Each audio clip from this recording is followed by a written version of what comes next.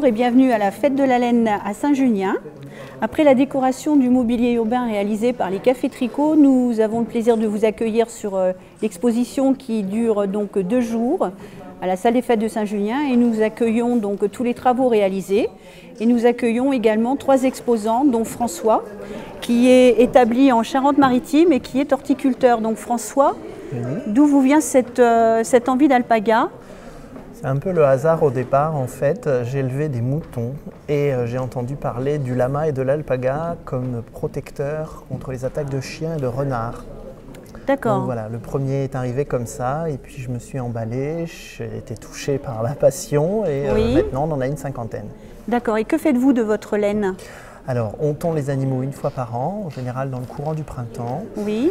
Et nous, on essaye de commercialiser la laine sur des manifestations comme la vôtre, par exemple. D'accord, donc la laine reste au niveau local, régional. Oui, la laine reste au niveau local, oui, tout à fait. D'accord. Est-ce que vous fabriquez aussi des choses en dehors de la vente de laine? Non, je ne suis ni fileuse ni tricoteuse. Je me suis mis à carder la laine depuis quelques temps, mais non, c'est pas mon truc. Ma maman tricote beaucoup, moi pas du tout. D'accord, ok.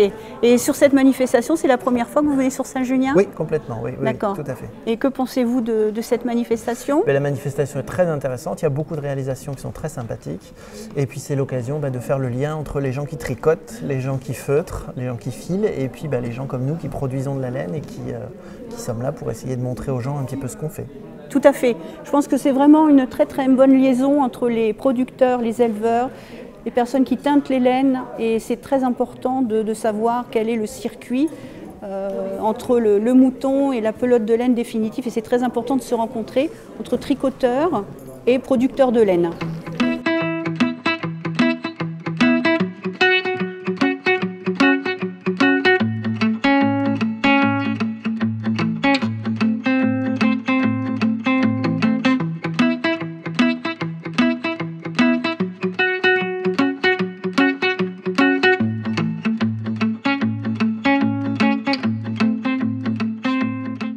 Karine, bienvenue à la Fête de la Laine de Saint-Junien.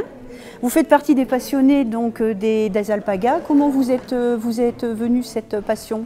Alors un petit peu par hasard, j'ai toujours aimé les animaux. Et en fait, il y a 7 ans, j'ai commencé avec des lamas. Mais c'était un petit peu grand pour moi, un petit peu compliqué. Et les personnes qui venaient à la maison étaient un petit peu effrayées par le côté un petit peu imposant de l'animal. Et comme je voulais absolument faire des bébés et faire de l'élevage, le lama est un petit peu compliqué pour moi à gérer en tant que femme. Je ne suis pas très grande ni très costaud non plus. Et donc je me suis tournée vers l'alpaga et c'est devenu vraiment une passion depuis. Donc ça va faire 5 ans que j'ai des alpagas à la maison. Combien porte une femelle alpaga? Combien de temps? 11 mois et demi à peu près, mais après il y a des variantes. Il y en a qui mettent à 11 mois et d'autres à 12 mois, voire certaines à 13 mois. D'accord. Tout dépend du temps, de la météo et de leur envie de mettre bas. D'accord. Et vous êtes comme François, vous produisez uniquement de la laine ou vous faites aussi des produits, vous fabriquez des produits? Alors je produis de la laine que je revends après moi, mais elle n'est pas cardée, elle est vraiment brute, à des passionnés qui vont avoir une cardeuse, un rouet pour pouvoir la travailler, essentiellement des passionnés d'ailleurs, et des particuliers. Et après je fais filer quelques poches de laine pour pouvoir faire après des petits bijoux. D'accord. Comme par exemple ici, c'est des bijoux qui sont en feutre. Ici, c'est des bijoux qui sont donc en feutre aussi. Et ça, c'est des bijoux qui sont en laine d'alpaga. Donc on fait des pompons, donc on fait des pendentifs, des boucles d'oreilles, des colliers, etc.